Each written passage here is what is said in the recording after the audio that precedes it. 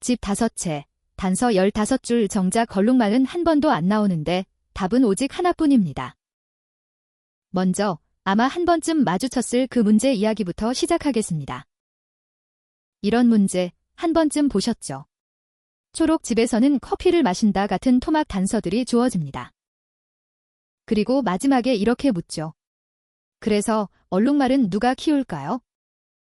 이 문제에는 거의 언제나 같은 수식어가 따라붙습니다. 그래서 이름도 흔히 아인슈타인 퍼즐이라 불리죠. 그런데 미리 딱 하나만 말씀드리면 방금 그 두 문장은 둘 다 사실이 아닙니다. 진실은 오히려 더 흥미롭습니다. 이건 천재의 전유물이 아니라 끝까지 포기하지 않는 누구나의 것입니다. 그 풀이 속에는 컴퓨터 과학이 어마어마한 경우의 수와 싸우는 가장 우아한 방법이 통째로 들어 있습니다. 덕분에 60년 넘게 프로그래밍 교과서의 단골이었고 2025년엔 최신 인공지능을 시험하는 문제로 다시 소환됩니다. 자, 그럼 무대부터 깔아보겠습니다. 우리가 다룰 건 1962년에 처음 모습을 드러낸 원조 버전, 제목 그대로 누가 얼룩말을 키우는가입니다.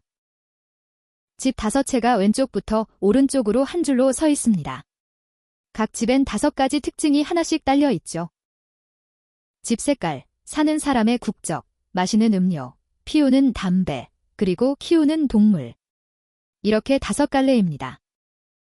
규칙은 단순합니다. 각 갈래에서 5값은 집마다 모두 다릅니다. 빨강 집도 딱 한 채, 커피 마시는 집도 딱 한 채죠. 우리가 할 일은 아래 15줄의 단서만으로 어느 집에 무엇이 들어가는지를 빠짐없이 알아내는 것입니다. 단서를 한번 쭉 보죠. 앞에 8줄입니다. 그리고 나머지 7줄입니다. 그리고 마지막 질문은 둘입니다. 물은 누가 마시는가? 얼룩말은 누가 키우는가? 짓궂은 함정은 15줄 어디에도 물과 얼룩말이 없다는 겁니다. 그 둘은 나머지를 다 채운 뒤 남는 빈칸으로만 드러나죠. 그럼 이 퍼즐 어떻게 손으로 풉니다. 비결은 도미노의 첫 칸을 쓰러뜨리는 데 있습니다. 이런 문제 앞에서 가장 흔한 실수는 머릿속으로만 다 기억하려다 길을 잃는 것입니다. 비결은 따로 있습니다. 무조건 확실한 단서부터 종이에 박아놓고 시작하는 것이죠. 가장 확실한 건 자리를 콕 집어주는 단서입니다. 2개가 보이네요. 이 2칸을 박는 순간 도미노가 쓰러지기 시작합니다.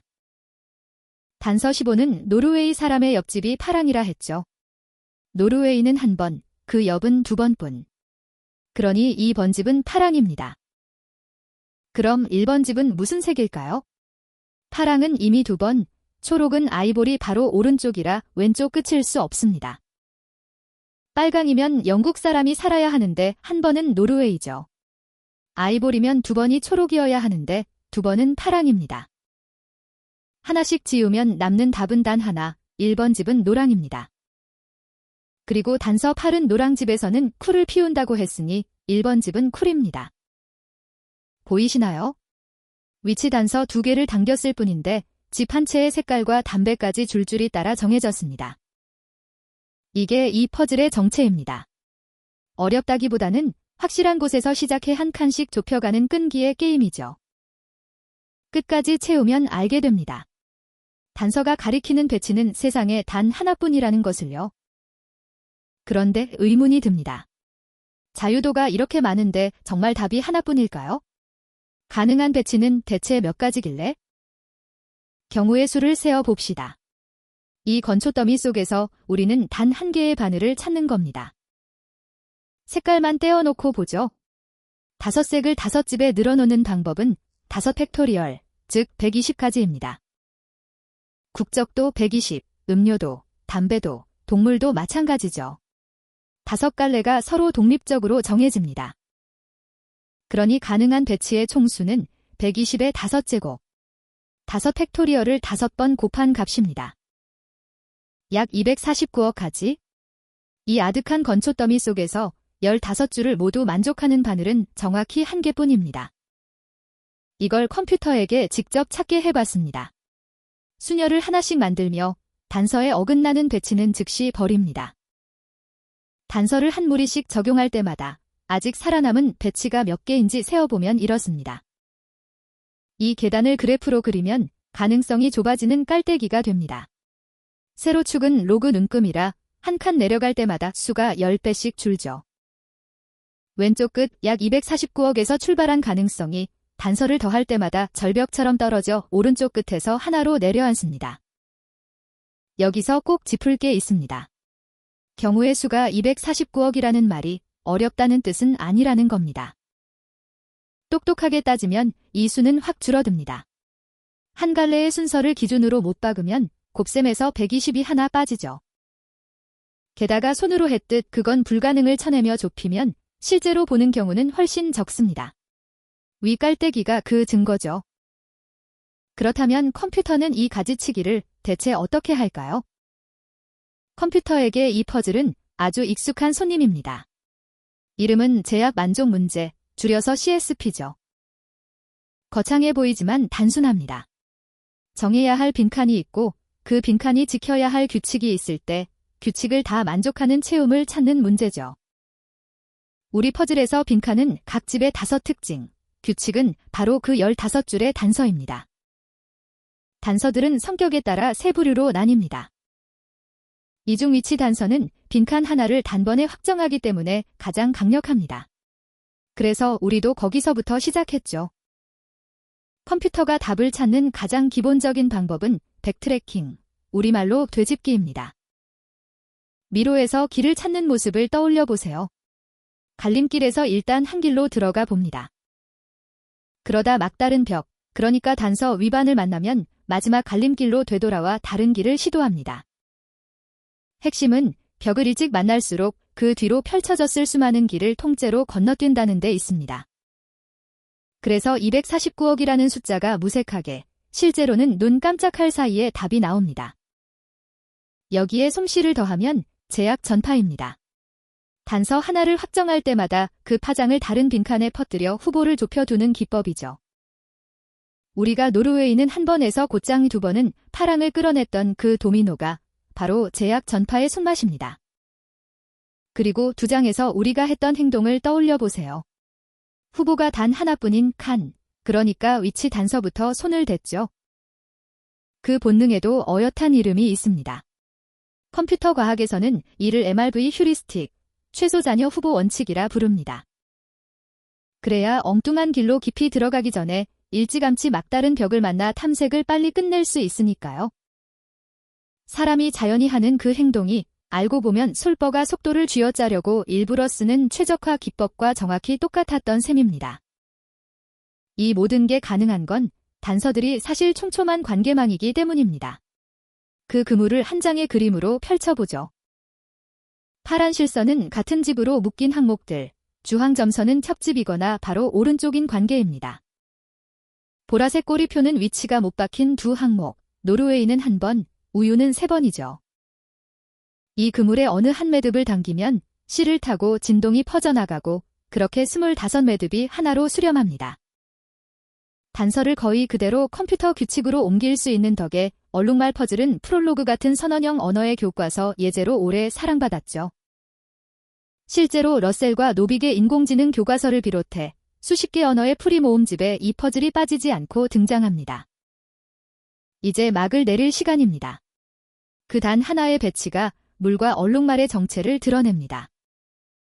풀이기가 찾아낸 단 하나의 배치를 집 색깔로 칸을 물들여 한눈에 정리하면 이렇습니다. 왼쪽부터 볼까요? 1번 노랑 집엔 노르웨이 사람이 물을 마시고 쿨을 피우며 여우를 키웁니다. 2번 파랑엔 우크라이나 사람이 차를, 3번 빨강엔 영국 사람이 우유를 마십니다. 4번 아이보리엔 스페인 사람이 개를 키우고 번초록엔 일본 사람이 커피를 마시며 바로 그 집에서 얼룩말을 키웁니다. 마지막까지 숨어있던 두 손님이 남은 자리에서 정체를 드러냅니다. 물은 노르웨이 사람, 얼룩말의 주인은 일본 사람이죠.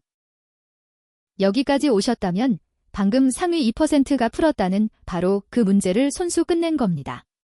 그런데 정말 아인슈타인의 문제가 맞을까요? 이제 약속했던 이야기입니다. 결론부터 말하면 아인슈타인은 이 문제를 만들지 않았습니다. 아인슈타인이 만들었다는 증거는 어디에도 없습니다. 루이스 캐럴이 만들었다는 설도 함께 떠돌지만 그 역시 근거가 없죠. 가장 확실히 알려진 출처는 천재의 책상이 아니라 한 권의 잡지입니다. 1962년 12월 17일자 라이프 인터내셔널에 누가 얼룩말을 키우는가라는 제목으로 지은이 이름도 없이 실렸습니다.